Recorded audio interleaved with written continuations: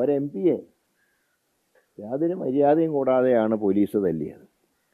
ഇന്നിപ്പോൾ ഷാഫി ഓപ്പറേഷൻ കഴിഞ്ഞ് കോഴിക്കോട് സ്വകാര്യ ആശുപത്രിയിൽ ICUവിലാണ്.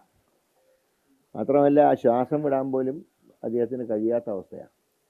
ഒരു ജനപ്രതിനിധി എത്രയേറെ ക്രൂരമായി തല്ലുകയും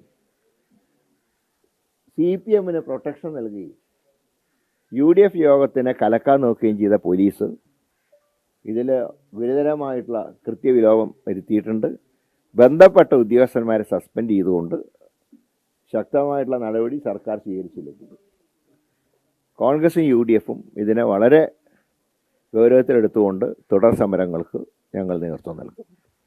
അതുകൊണ്ട് MP യോട് ചെയ്ത ഒരു MP ക്ക് പോലും ഈ സംസ്ഥാനത്ത് രക്ഷയില്ല എന്നുള്ള ഒരവസ്ഥയാണ് കേരളത്തിൽ ഉണ്ടായിട്ടുള്ളത്.